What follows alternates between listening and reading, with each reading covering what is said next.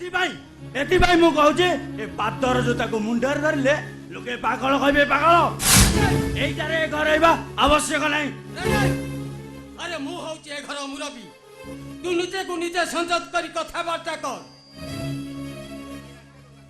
आउ जे जोठू आसीथिला आउ के रास्ता कड़ू आसीथिला से कथा बुझिबा को तू के आ सब पर मन रखिबो जे होची मो बड़ पुओ। हां आहुरी मुंडर धरी बुला मुंडर धरी ए बाजार सारा बोली बोली को ये तुम बड़ पुओ ये तुम बड़ पुओ ए आसुची प्रदेवराज बाहु बलेंद्र मुंडर धरी बोलु तुआ लोकटा उपचार कि उत्तर देव से बाहु बलेंद्र। अरे से कथा मु बुझिबी आउ सेइति पाई ए घरे पार्टी तू न हवा आवश्यक नहीं। देख बाबा साई तते मु मासे समय देउची आउ ता भितरे तो मन को तू बुझाई दे।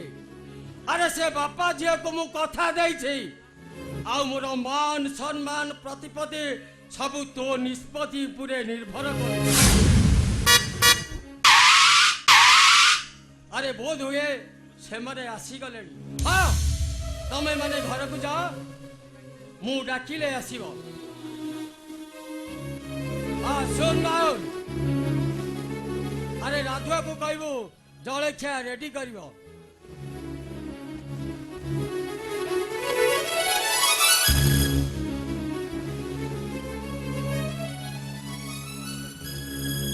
आसंतु समुदी आसंतु बसंतु।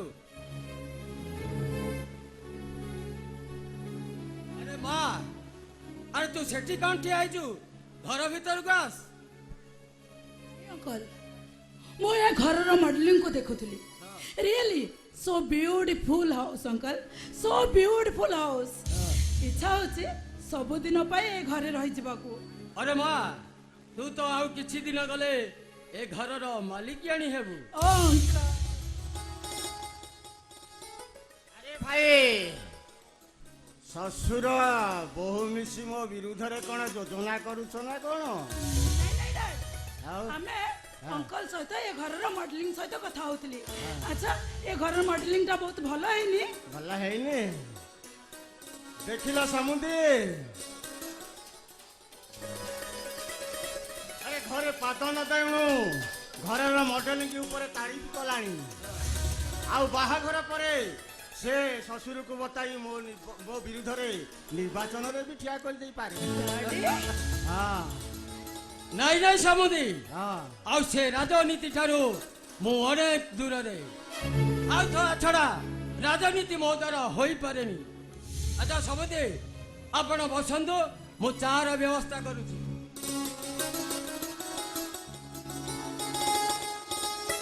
अरे राधुआ चा जलखिया रेडी कर समुदी घर को आसी जंती। अरे साहे राजेश राहुल अरे देखिबा आसो हम घर को किए आसी।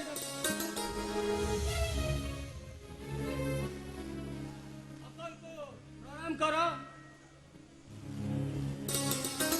ओके ओके आयुष्मान भव रे स्मार्ट बॉय। समुदी हां ये मो बड़ा पुओ साई सुमन पटनायक।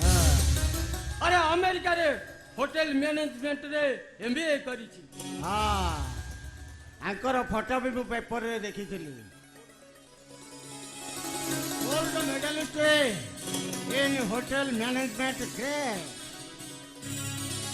हां तुमे देने भारत रे होटल मैनेजमेंट रे नंबर 1 होई रहिबो बाबा। आ दिन आसीबो तुमे टाटा अम्बानी को सहित तुलना करा जिवो नायक मोर केवल आपनकर आशीर्वाद दरकार आ कोनोसी सुनाम अर्जन करिया पई मोर नहीं लोभ।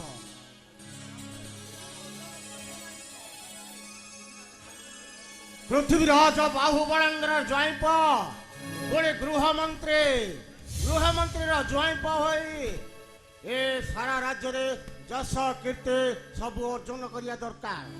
कहा हेले मु मुंड नुआई बाटरे की चली पारिबी तो तुम्हारा किसी भय करिवार नाही बाबा। अरे तुम्हारा जते टंका दरकार मु देबी। अरे गोटिया बोली झियो मोर आ ता बाहागर सरी गला परे ମୋର ଯେତେ ଧନ ସମ୍ପତ୍ତି ବ୍ୟାଙ୍କ ବାଲାନ୍ସ ଅଛି ସବୁ ତ ତମର। ନାଇଁ ସମୁଦି, ଆରେ ଭଗବାନଙ୍କ କୃପାରୁ ମୋ ପାଖରେ ଯାହା ଅଛି ବହୁତ କିଛି ଅଛି। ମୋର କେବଳ ଝିଅଟିଏ ଦରକାର, ଟଙ୍କାଟିଏ ଯୌତୁକ ଦରକାର ନାହିଁ। ନାଇଁ ସମୁଦି, ମୁଁ କଣ କହୁଥିଲି କି ହୋଟେଲ ଖୋଲିବା ପାଇଁ ଯେତେ ଟଙ୍କା ଦରକାର ଯୋଉ ବ୍ୟାଙ୍କରୁ କହିବେ ମୁଁ ସେଇ ବ୍ୟାଙ୍କରୁ କରାଇଦେବି। ନାଇଁ ଅଙ୍କଲ, ମୁଁ ମୋ ନିଜ ପ୍ରତିଷ୍ଠାରେ ଠିଆ ହେବାକୁ ଚାହୁଁଛି। ତଥାପି ମୋ ଡାଡି ହଉଛନ୍ତି ହୋମ ମିନିଷ୍ଟର, ତେଣୁ ତମକୁ ସେଇ ଲେଭେଲ ବଞ୍ଚିବାକୁ ହବ। କିନ୍ତୁ ମ୍ୟାଡାମ, ତା ନହେଲେ ମୋ ଡାଡିଙ୍କର ପ୍ରେଷ୍ଟିଜ ଚାଲିଯିବ। କିନ୍ତୁ ମ୍ୟାଡାମ, ଆଇ ମିନ୍ ମୋ ଭାବି ଭାଉଜ ସାଇ ଭାଇ ଟିକେ ଅଲଗା ପ୍ରକାର, ବୁଝାଟା ଭାରି କଷ୍ଟ। ମୁଁ ପୃଥିବୀ ବାହୁବଳେନ୍ଦ୍ରଙ୍କ ଝିଅ, ମାତ୍ର 2 ଦିନରେ ମୁଁ ସବୁ କିଛି ଚେଞ୍ଜ କରେ। ସତ କଥାଟା ଲୁଚେଇ ଲାଭ କଣ? ଆଜି ନହେଲେ କାଲି ସେମାନେ ତ ନିଶ୍ଚୟ ଜାଣିବେ। ରାଜେ, ଆରେ କଣ ହୋଇଛି ସମୁଦି? ଯଦି କିଛି ଅସୁବିଧା ଅଛି ମନ ଖୋଲି କୁହ, ମୁଁ ସେ ସବୁ ସମସ୍ୟାର ସମାଧାନ କରିଦେବି। ନାଇଁ ନାଇଁ ସମୁଦି, ଆଉ ଆରେ ସେମିତି କିଛି ନାହିଁ। ସେମିତି କିଛି ଅଛି ନିଶ୍ଚୟ, ରାଜେ, ଯୋଉଟା କି ଆପଣ ଲୁଚେଇବାକୁ ଚେଷ୍ଟା କରୁଛନ୍ତି। ରାଜେ, ଆରେ ଏ ଘର ମୁରବୀ ମୁଁ, ଆଉ ଆସିଥିବା ଅତିଥି ଆଗରେ ସତ କଥାଟା କହିଲୁ। ଶୁଣନ୍ତୁ ସାର୍, ଆପଣଙ୍କ ଝିଅକୁ ବାହା ହେବା ପାଇଁ ସାଇ ରାଜି ନୁହେଁ। ଆପଣ ଏଠି ଖାଲିଟାରେ କାହିଁ ସମୟ ନଷ୍ଟ କରୁଛନ୍ତି? ସମୁଦି, ଏ ଟୋକାଟା ଏମିତି କଣ କହୁଛି? ତା ନହେଲେ ମୁଁ ନାଇଁ ସମୁଦି, ଆରେ ମୁଁ କଥା ଦେଇଛି ମାନେ ବୈଶାଖୀ ଏ ଘରର ବୋହୂ ହବ। ଠିକ ଅଛି, ସେ କଥାଟା ତୁମର ପୁଅଙ୍କ ଆଗରେ ସ୍ୱୀକାର କରୁ।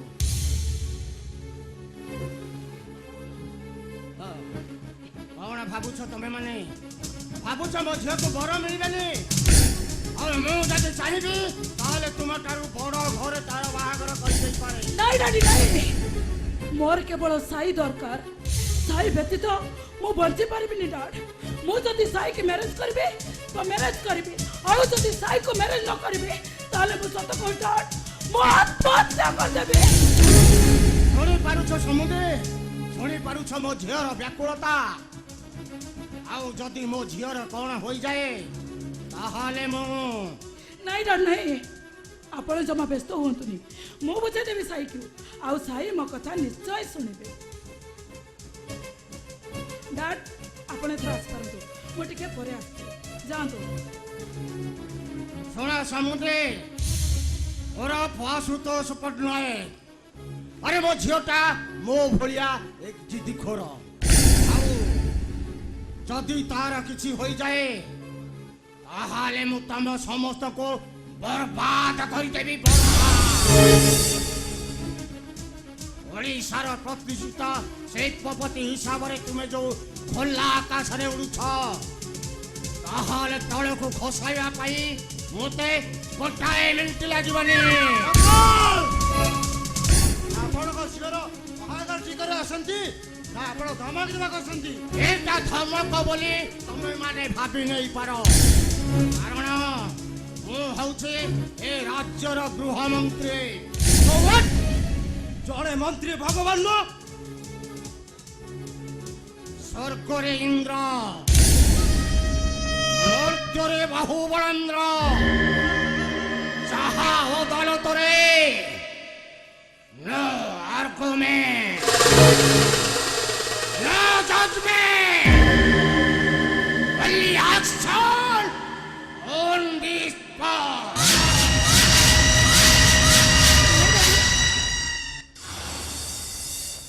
ଓହୋ ଡାଡି, ପ୍ଲିଜ୍ ଡାଡି ଆପଣ ଯାଆନ୍ତୁ, ଯାଆନ୍ତୁ ଡାଡ, ଆପଣ ଯାଆନ୍ତୁ।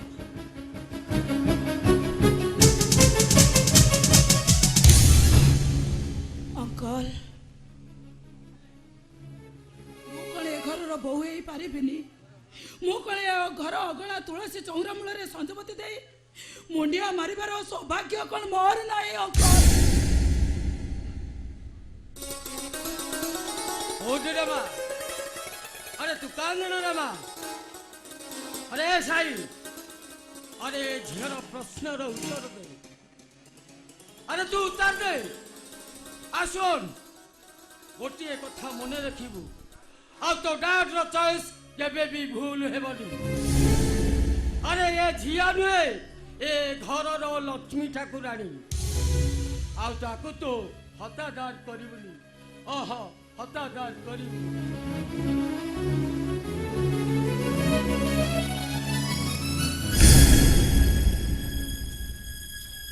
ସାଇ ତମେ ହଉଛ ମୋ ଜୀବନର ପ୍ରଥମ ପ୍ରେମ। ନ ପାଇଲେ ମୁଁ ସତ କହୁଛି ସାଇ ମୁଁ ମରିଯିବି। ଏ ବିଷୟରେ ମତେ କିଛି ଚିନ୍ତା କରିବାକୁ ସମୟ ଦିଅ। ମୁଁ ଏବେ କୌଣସି ନିଷ୍ପତ୍ତି ନେଇପାରେ। କାହିଁକି ତମେ ନିଷ୍ପତ୍ତି ନେଇ ପାରୁନ? ମୁଁ ପଚାରୁଛି କଣ ପାଇଁ ତମେ ନିଷ୍ପତ୍ତି ନେଇ ପାରୁନ? ମୁଁ କଣ ସୁନ୍ଦରୀ ନୁହଁ? ମୋ ବଂଶ ପରମ୍ପରା ଅଭିଜାତ୍ୟ ଏ ସବୁ କଣ ତମର ଚଏସ୍ ନୁହଁ? ଓହୋ ତମେ ଏତେ କଥା କାହିଁ କହୁଛ? ମୁଁ କହିଲି ଯେ ମତେ ଏ ବିଷୟରେ ଚିନ୍ତା କରିବା ପାଇଁ କିଛି ସମୟ ଦିଅ। ସାଇ ଆରେ ଆଜି କାହିଁକି ନିଷ୍ପତ୍ତି ନେଇପାରିବୁନି? ଓ ତୁ ତ ରାସ୍ତା କଡ଼ରୁ ଆସିଛୁ ନା। ମୁଁ ତ ବଡ ଭାଇ। ଏମିତି ବାହା ଲୋକଙ୍କ ଆଗରେ ମତେ ଅପମାନ ଦେବାକୁ ମୋ ବିବେକ ଟିକେ ବାଧା ଦଉନି। କାହିଁକି? ଆରେ କାହିଁକି ବିବେକ ମତେ ବାଧା ଦେବ? ଆରେ ତତେ ତ ମୁଁ ମୋ ବଡ଼ ଭାଇ ବୋଲି କେବେ ମାନୁନି। ତୁ ମୋ ବଡ଼ ଭାଇ ନୁହଁ ଏ କଥା କେତେଥର କହିବି? ଏଇ, ତୋ ନାଲି ଆଖି ବନ୍ଦ କର। ତା ନହେଲେ ତୁ କଣ କରିବୁ? ନାଇଁ ନାଇଁ ନାଇଁ ନାଇଁ ମୋ ପାଇଁ ତମ ଦି ଭାଇଙ୍କ ଭିତରେ ପାଚେରୀ ସୃଷ୍ଟି ହଉ ଏଇଟା ମୁଁ କେବେ ବି ଚାହେଁନି।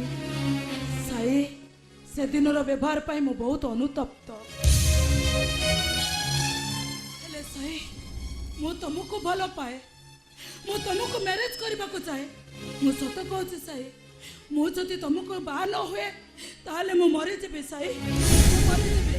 ମୁଁ ତମ ଗୋଡ଼ ଧରୁଛି ସାଇ ତମେ ମତେ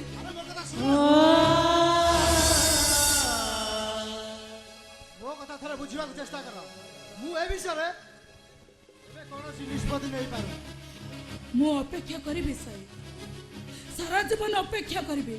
ହେଲେ ସାଇ ମୋ ଡାଡି ତ ଚାଲିଗଲେଣି। ଚାଲ ଗାଡ଼ି ନେଇ ମତେ ନେଇ ଆମ ଘରେ ଛାଡ଼ି ଦେଇ ଆସିବ। ଦେଖ ଏବେ ମୋର ସମୟ ହେଇଗଲାଣି। ମୁଁ ଭଞ୍ଜନଗର ଯିବି ହେଲା। ମୋ ପାଖରେ ଏବେ ଆଉ ସମୟ ନାହିଁ। ଏ ରାହୁଲ, ହଁ ଭାଇ ଗୋଟେ କାମ କର ତାଙ୍କୁ ଯା ଗାଡ଼ିରେ ଛାଡ଼ି ଦେଇ ଆସିବୁ ଯା। ସାଇ ସାଇ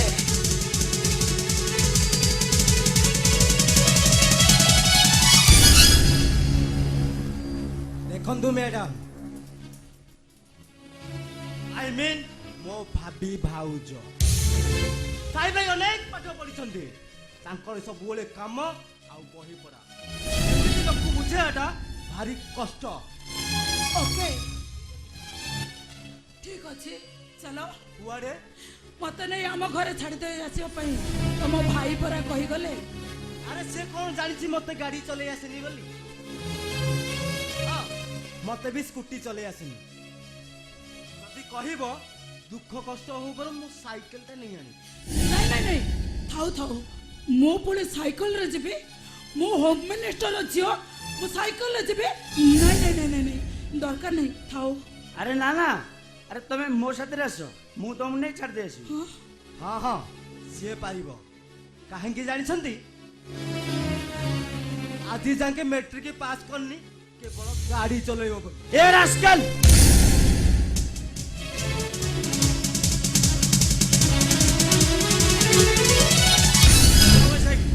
ତମକୁ ନେଇ ତମ ଘରେ ଛାଡ଼ି ଦେଇ ଆସିବି।